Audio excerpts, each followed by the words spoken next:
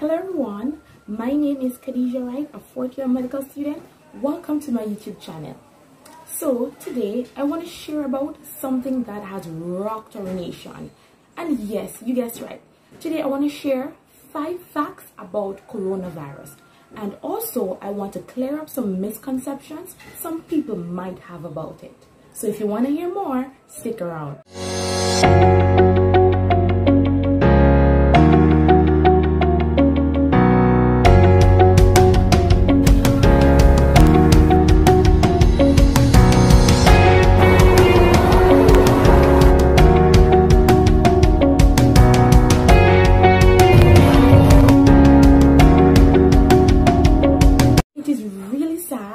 This has been declared a pandemic, but exactly what do we know about it? So first, let's talk about what it is. So the coronavirus is actually a large family of viruses that causes respiratory illnesses. Probably you've heard about some other outbreaks. For example, the SARS virus, which is the severe acute respiratory syndrome, which happened in 2002. And maybe you've also heard about the Middle Asia Respiratory Syndrome, which occurred in 2012. These are all a group of the viruses where the coronavirus actually comes from.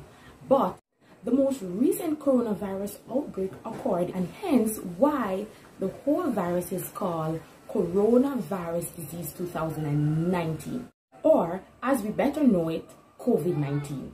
The second fact that we need to know about corona is how is it spread. So we already know that the virus originated in a meat market in Wuhan, China, and as such from there the virus continued to spread from country to country over a series of a few months.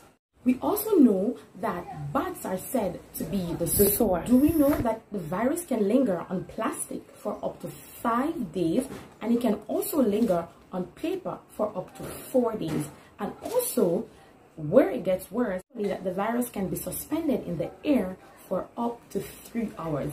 And that is why research is going on now to decide whether or not this virus is airborne. But the truth is, right now, the research shows that the coronavirus is spread by droplets, whether it is respiratory droplets or if you're in direct contact with someone who has it. So how does it affect the lungs? Basically, this virus is coated by proteins around it, and these proteins, they are shaped in such a pattern that they resemble a crown, and that is how corona got its name. These proteins that are on the outer surface of the virus, these proteins will enter into the cells of the lungs, and it will change the A2 receptors located in the cells of the lungs. When it gets into the cells now, it begins to replicate because the lungs cannot tell whether or not it's a foreign body. And it begins to replicate, and over time, the lungs become actually a virus replication factory. And that is when it becomes much more dangerous. The third fact that we need to know about coronavirus are its symptoms.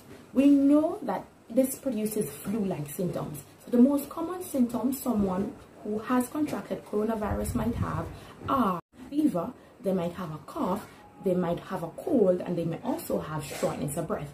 But also a person can present with less likely symptoms such as diarrhea, such as constipation, such as a sore throat. So we got to look out for all the symptoms combined. And bear in mind, if you don't have a fever, we cannot rule out that you do not have coronavirus, because some studies have shown that this virus can also be asymptomatic. And people think that if they don't have a fever, then okay, I don't have coronavirus. But that is not the truth. You can have all the other symptoms or have a few symptoms except the fever. All in all, be mindful of these symptoms. And that is why countries have set up that if you're experiencing any one of these symptoms and it worsens over time, that you do not go to the hospital. But what you do is they have hotline numbers set up that you call so that the Ministry of Health and the relevant authorities in the different countries might come to your help and assist you. So do not go to the hospital. Let's now talk about who is at risk for coronavirus. So those who are at risk include the elderly.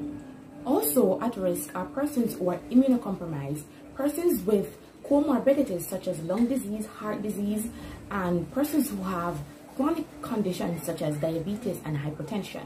Those people are at risk. Right now, research shows that pregnant women, they're not so sure what are the risks that can be associated with coronavirus and pregnant women. Also, in some countries, pregnant women are being asked to stay home, even though we have seen that between the ages of 30 and 65, you are more at risk.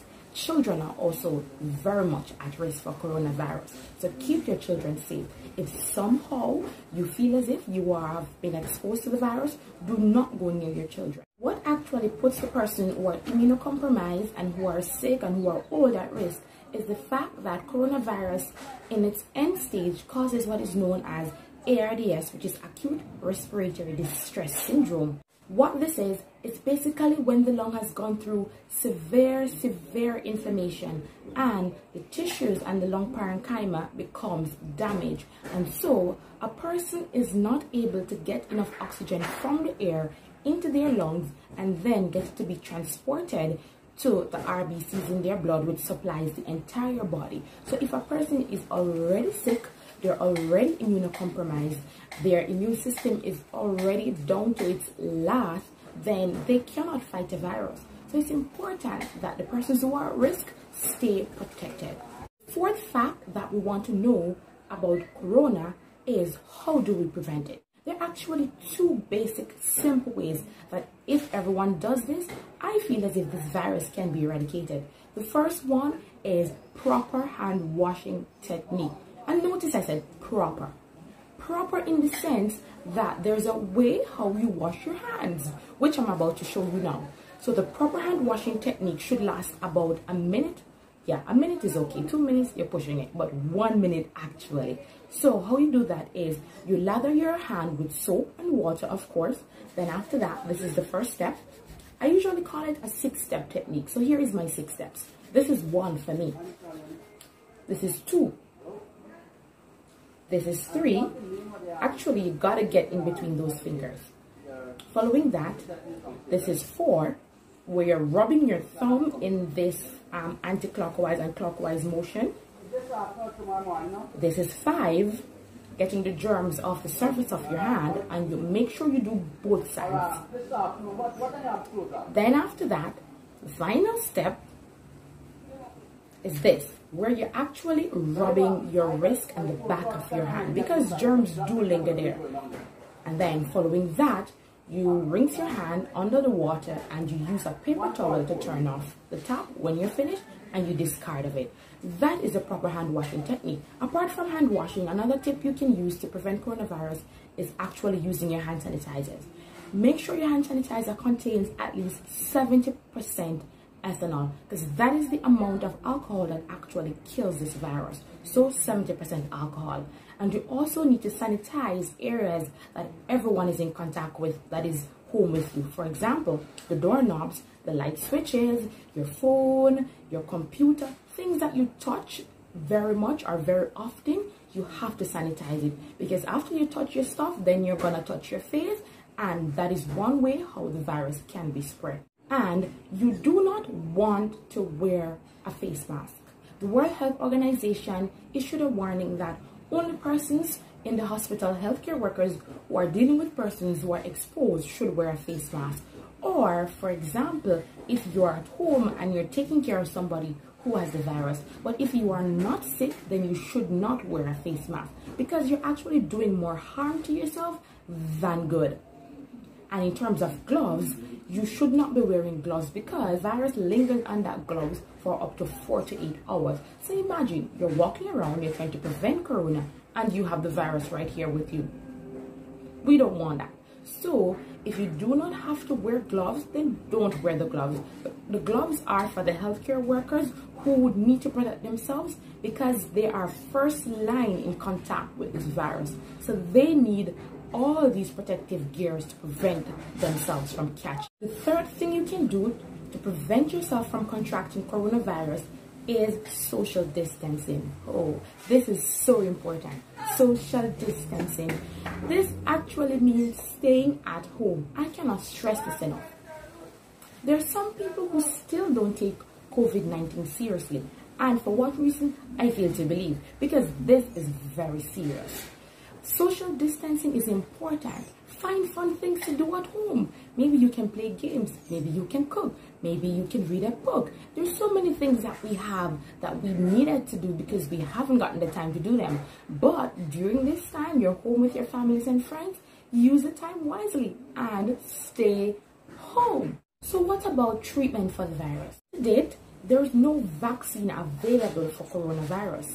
But I can assure you that scientists are on their way working towards getting a vaccine that people can use to cure this virus. But today, there is none. In terms of recent researches, it showed that in China, they are actually seeing patients who have recovered from the virus. So they're actually doing gene sequencing to kind of help to get a vaccine. But I basically think that's going to take like 1 to 2 years to actually do all of that process. So it's going to be some time before a vaccine is developed. I realized that health-wise, economically, socially, financially, this COVID-19 has taken a toll on our nation. But as a person, what can I possibly do about it? There's basically not much we can do about it as individuals. The most you can do is to keep calm about it. Keep informed and make sure you're getting the correct information, because I've realized that a lot of information is out there that is actually false. So get the facts on coronavirus. And apart from that, make sure you do your proper hand washing technique and make sure you stay home. I cannot stress how important it is, because the cases of coronavirus, they have been increasing. We have seen in countries in 1 week they had 2 cases, and within 3 weeks they have over 100 cases. And we've seen that countries such as Italy and the US, they have been rocked by coronavirus cases. And the other thing that we can do, which is very, very important, is keep praying. Keep praying that this pandemic will leave our nation. I hope you enjoyed our video, and I hope that you got the facts about coronavirus and whatever misconception you might have had about it. I hope it was cleared up. Until next time, please feel free to subscribe, and please do turn on that notification bell below. And feel free to leave your questions and we'll be sure to answer them. Until next time, I'm Cadeja Wright. See you. Bye-bye.